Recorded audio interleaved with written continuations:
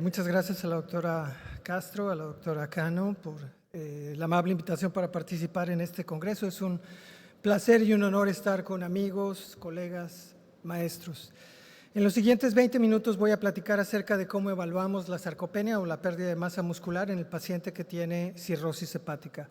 Estos son mis conflictos de interés, ninguno está relacionado con la plática. Entonces voy a tratar de cubrir brevemente algunas generalidades en relación a sarcopenia en pacientes con cirrosis, cómo la vamos a evaluar en nuestra práctica clínica, cuál es la significancia clínica de tener sarcopenia en estos pacientes y cómo la podemos manejar. Como ustedes saben, la sarcopenia o la pérdida de la masa muscular esquelética es una complicación frecuente en el paciente con cirrosis y se asocia con un incremento significativo en la morbilidad y la mortalidad de estos pacientes.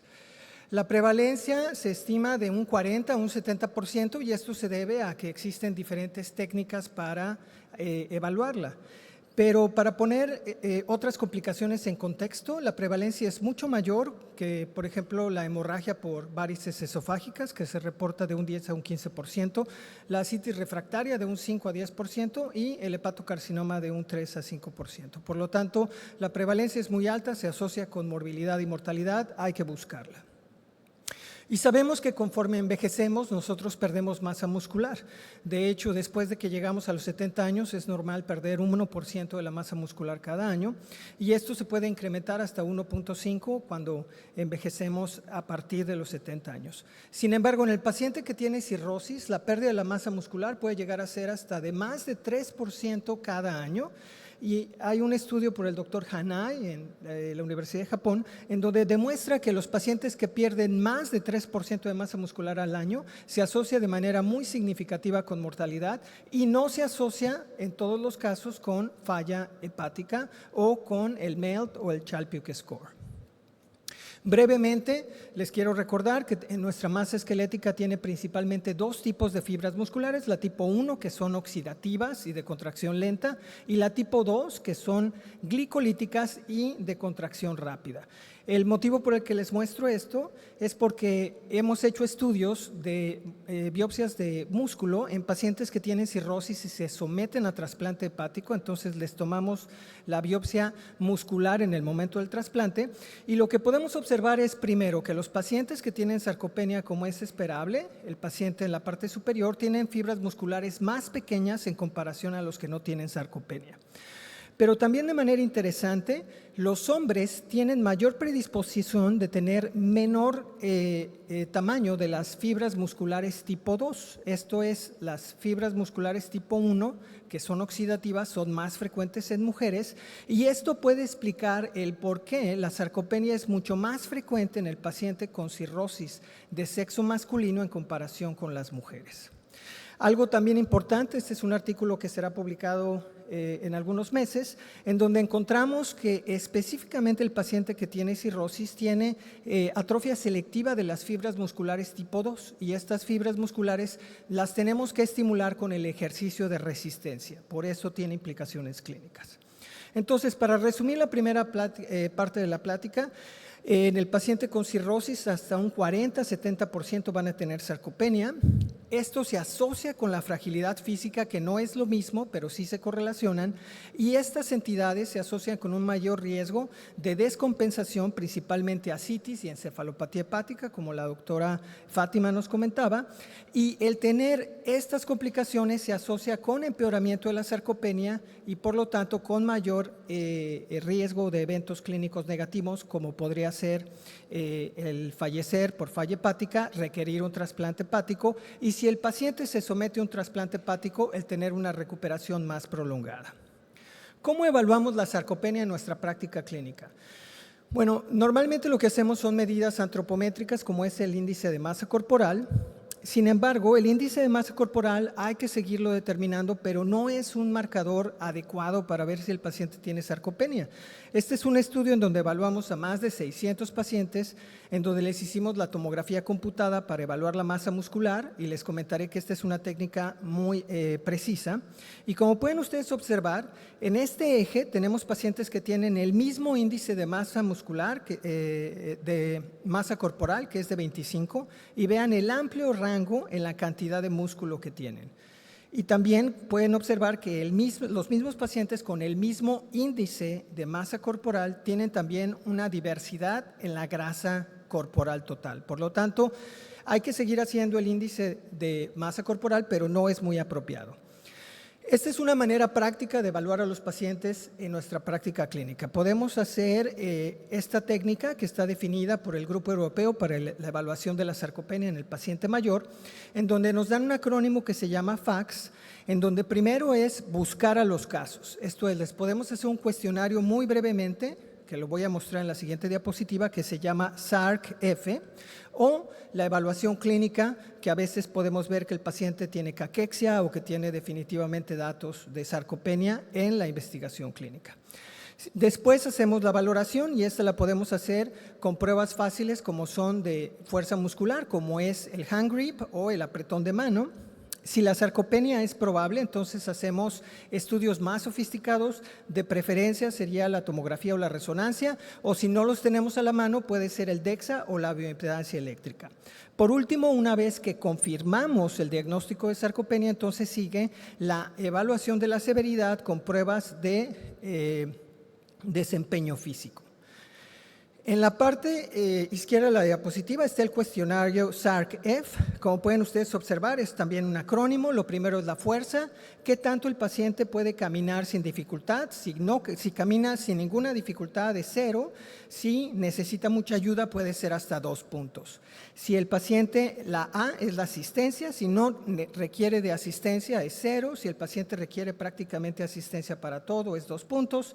Después, la R de levantarse o de rise, si el paciente requiere ayuda es 2, si el paciente no requiere nada de ayuda es 0. Por último, la C y la F que viene siendo para climb stairs o subir escaleras y por último las caídas, qué tanto el paciente se está cayendo. Si el paciente tiene un SARC-F por arriba de 4, es muy probable que el paciente tiene sarcopenia y requiere una evaluación más apropiada. Si está por abajo de 4, entonces podemos seguirlo evaluando cada 6 meses, cada año en nuestra práctica clínica. Si tenemos a la mano la prueba para la presión o la fuerza de la mano o el hand grip, los estudios han estandarizado como un valor normal por arriba de 27 en pacientes masculinos utilizando la mano dominante y por arriba de 16 en mujeres. Pero bueno, en este estudio también tratamos de encontrar cuáles son las variables que se asocian a la sarcopenia y por lo tanto cuáles son los que tenemos que considerar pacientes de alto riesgo y principalmente son pacientes con cirrosis que son de género masculino, aquellos que tienen encefalopatía hepática porque se asocia con la presencia de sarcopenia, aquellos que tienen inflamación crónica con una proteína C reactiva por arriba de 10 y aquellos que tienen un índice de masa corporal por abajo de 25. Aquí también incluiría a todos los pacientes que tienen cirrosis en estadio de Child-Pugh-C. Por definición, la mayoría van a tener sarcopenia. Sin embargo, como podemos observar, todas estas pruebas no son totalmente específicas y sensibles. Podemos utilizar otros métodos indirectos como es el DEXA. Desafortunadamente, el DEXA en pacientes que tienen cirrosis a veces van a tener el problema de que esta técnica no delimita muy bien lo que es la masa muscular del agua, por lo tanto, nos puede dar algunos falsos positivos. De hecho, este es un estudio en donde se evaluó la concordancia entre la tomografía, medidas antropométricas y el DEXA, y en este estudio, liderado por la doctora Merli en Italia, se encontró una correlación muy pobre entre la tomografía computada, que es el gold estándar, con medidas antropométricas como la circunferencia del brazo y el DEXA. Lo mismo pasó en este estudio con bioimpedancia eléctrica. Este es de la doctora Cynthia Sien cuando estaba en la Cleveland Clinic y ella encontró que la correlación entre la bioimpedancia y la masa muscular total medida por tomografía fue relativamente pobre. Este es un estudio del Instituto Nacional de Nutrición en donde enfatiza que si vamos a hacer estudios de bioimpedancia es mejor utilizar el ángulo de fase porque este es el que se correlaciona mejor con la detección de sarcopenia. Pero el gold estándar definitivamente todavía es la tomografía o la resonancia magnética y normalmente hacemos la evaluación a nivel de este nivel anatómico que es la columna lumbar número 3 porque esta es el área anatómica que se correlaciona mejor con la masa muscular total y con la cantidad de tejido adiposo corporal total. Se pueden utilizar diferentes softwares. Este es el que utilizamos en la Universidad de Alberta, se llama Slice-O-Matic de Tomovision y como pueden ustedes observar, este estudio va a delimitar muy bien lo que es la masa muscular en rojo, de lo que es el tejido subcutáneo adiposo en azul y del tejido adiposo visceral en amarillo. Y después, estas áreas las vamos a dividir por la talla del paciente en metros cuadrados para tener los índices de masa muscular o los índices de tejido, ya sea subcutáneo o visceral adiposo. Hay diferentes técnicas, hay algunos que son gratis y que se pueden tomar cursos que duran hasta menos de 2 semanas. El que está gratis es, por ejemplo, de los institutos nacionales que se llama ImageG. No se necesita ser radiólogo, sí se necesita un entrenamiento de un par de semanas. Y la ventaja de este tipo de técnicas es que nos van a ayudar a identificar si el paciente tiene sarcopenia de acuerdo a la masa muscular, en este caso marcado en rojo, pero también en las pacientes que son el paciente con cirrosis mujer, si tiene pérdida del tejido adiposo subcutáneo, también se asocia con peor pronóstico. El paciente que tiene mayor cantidad de tejido adiposo visceral tiene mayor riesgo de hepatocarcinoma. Y otra entidad que por cuestiones de tiempo no voy a platicar sobre ella, que se llama mioestatosis, o que es la infiltración patológica grasa del tejido muscular, que también tiene implicaciones clínicas. Entonces, está bien definido que la sarcopenia se asocia con un mayor riesgo de mortalidad. En este estudio, los pacientes con sarcopenia y cirrosis están marcados en rojo y pueden ver que la sobrevida es significativamente menor en comparación con los que no tienen sarcopenia y se asocia de manera independiente a mortalidad, ajustado por el MELT score, por el Child-Pugh y por el sodio sérico.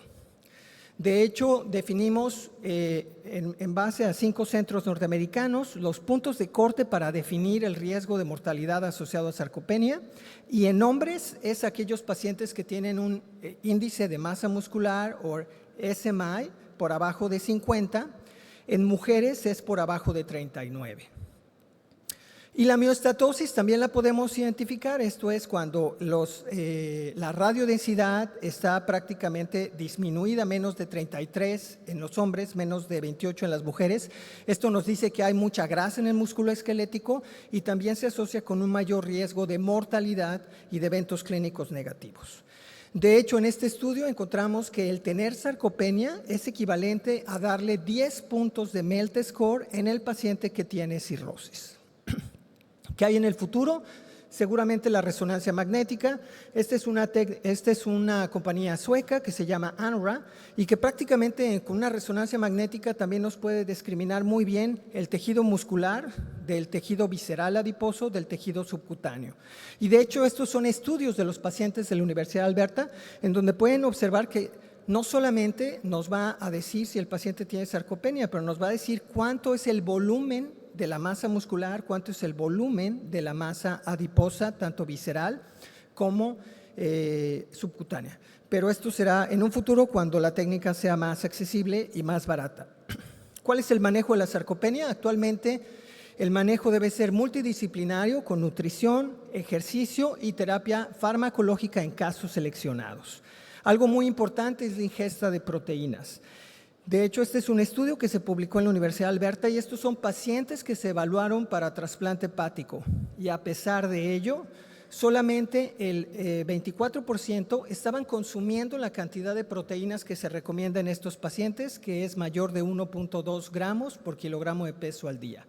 Y de hecho, aquellos pacientes que tenían un consumo por abajo de 0.8 gramos por kilogramo de peso al día tuvieron un mayor riesgo de mortalidad. Entonces, la ingesta de proteínas es muy importante. Hay que ajustar tanto la ingesta calórica de acuerdo al índice de masa corporal de nuestro paciente, esto es, si tiene un índice de masa corporal entre 20 y 30 a 40 kilocalorías por kilogramo de peso es conveniente. Si el paciente tiene obesidad, bajamos un poco la cantidad de calorías. Pero lo que es fundamental es la ingesta de proteínas. Esta debe ser de 1.2 a 1.5 gramos por kilogramo de peso al día. Y de hecho, en el paciente que está críticamente enfermo, que está en la terapia intensiva o en una unidad de atención médica avanzada, puede ser hasta de 2 gramos por kilogramo de peso al día. Y como ya se comentó anteriormente, la restricción de proteínas en el paciente con encefalopatía hepática no está recomendada. Es muy importante no mantener al paciente cuando está requiriendo atención médica frecuente en periodos de ayuno. Esto es, el paciente, por ejemplo, si necesita una paracentesis, no necesita ayuno, puede seguir con su apoyo nutricional. Si el paciente requiere una gastroscopía, no requiere un ayuno de más de 6 horas. Y esto es importante porque mantener a un paciente con cirrosis en ayuno por 12 horas es como mantener a un paciente sin cirrosis por 3 días en ayuno. Es un estado de catabolismo acelerado, entonces si el paciente está siendo admitido al hospital y lo estamos poniendo constantemente en ayuno, esto va a deteriorar su condición. El ejercicio es fundamental en el paciente que tiene cirrosis y el ejercicio debe de llevarse a cabo de acuerdo a las características del paciente.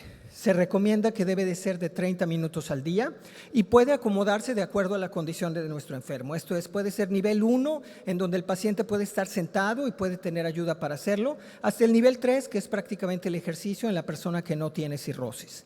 Se recomienda alcanzar de 150 a 200 minutos por semana y es muy importante la combinación del ejercicio de resistencia con el ejercicio aeróbico en una relación de 3:2. Esto es muy importante ya que, como comentaba, el paciente con cirrosis tiene atrofia selectiva de las fibras tipo 2 que van a mantenerse solamente con el ejercicio de resistencia. Hay diferentes ejercicios que le pueden recomendar al paciente de acuerdo a su preferencia. Hay ejercicios aeróbicos como la bicicleta, el correr, el caminar, el nadar. Hay ejercicios de resistencia como puede ser levantar pesas pequeñas de 10 a 20 libras. Las bandas de resistencia son muy útiles. Y también ejercicio como puede ser de balance. Esto va a ser muy útil para prevenir la fragilidad. Hay también ya el apoyo de muchas aplicaciones. Esta es una que diseñó el doctor Andrés Duarte cuando estaba en la Universidad de Pittsburgh. Y la ventaja de esto es que le puede dar al paciente diferentes técnicas de ejercicio. Algunos pueden compartir sus resultados con otros pacientes y entonces tener un poquito más de estimulación para tener amigos en relación a compartir los resultados y cómo se benefician. ¿Qué hay en cuanto a la suplementación con aminoácidos de cadena ramificada? Hay estudios que han demostrado su beneficio. Este es un estudio japonés del doctor Hanai, en donde prácticamente él encontró que los pacientes que tienen sarcopenia, el uso de aminoácidos de cadena ramificada se asocia con mejoría en la sobrevida. Y este es un estudio español en donde encontró también que el uso de aminoácidos de cadena ramificada se asoció, esto es 12 gramos al día por un año, se asoció con mejoría en la masa muscular a nivel del índice de masa muscular y también se asoció que mejoró la sobrevida en el subgrupo de pacientes con sarcopenia. La testosterona fue evaluada por un año, esto es por el grupo de la doctora Sinclair en Australia. Y cabe mencionar que esto es solamente en hombres y pacientes que tienen testosterona baja y el uso por un año fue seguro y efectivo para mejorar la masa muscular. Y la semana pasada se publicó en Hepatology este estudio en donde este compuesto es prácticamente un análogo o un agonista de los receptores de andrógenos. Es un estudio muy pequeño en donde solamente se incluyeron 29 participantes, pero hubo mejoría en la masa muscular a nivel de L3 y también hubo una mejoría en la frecuencia de encefalopatía hepática. ¿Qué hay en el futuro? Hay estudios que se han evaluado en pacientes con cirrosis, como son el reemplazo de testosterona, el manejo de la hiperamonemia. Hay algunos otros estudios que han demostrado ser efectivos en pacientes con cirrosis, pero solamente en estudios piloto, como son la rifaximina, LOLA, la L-carnitina. Y por último, estudios que pueden ser muy prometedores, como los anticuerpos monoclonales contra la miostatina, pero que todavía no tenemos información en pacientes con cirrosis. Por lo tanto, quiero terminar enfatizando que la sarcopenia es frecuente y se asocia con mayor mortalidad y morbilidad, principalmente de complicaciones en encefalopatía hepática. El índice de masa muscular esquelético es la manera más estudiada y mejor evaluada en el paciente con cirrosis. Sin embargo, si no la tenemos a la mano, hay que hacer antropometría, DEXA o bioimpedancia. Si tenemos la tomografía, considerar que los puntos de corte para cirrosis es menos de 50 para hombres, menos de 39 para mujeres y definitivamente sin incluir la evaluación para sarcopenia, para el manejo nutricional de nuestros pacientes y cada vez que tengamos una tomografía, considerar que podemos utilizarla y que hay software que de hecho se encuentran disponibles en la red. Estas son mis últimas 2 diapositivas, pero esto es lo que debemos de hacer en el paciente que llega a nuestra práctica clínica. Le tenemos que dar una prescripción nutricional en donde le especifiquemos cuánto es la cantidad de calorías, cuánto es la cantidad de proteínas, cuál es el tiempo, enfatizar que no debe de haber ayunos prolongados y el uso de aminoácidos de cadena ramificada está justificable si el paciente tiene cirrosis compensada. No tenemos evidencia en el paciente que está críticamente enfermo. Por último, también hay que darle una prescripción de ejercicio en donde hacemos una evaluación para que sea seguro que el paciente no tenga varices esofágicas grandes que ameriten tratamiento previo a la rutina de ejercicio. También tenemos que hacer evaluación de que no tenga ascitis, que no tenga encefalopatía y controlarla de manera adecuada. Y después el FIT, que es prácticamente darle indicaciones de la frecuencia, de la intensidad, del tiempo y del tipo. Les agradezco mucho su atención. Muchas gracias, Aldo, por esta excelente ponencia.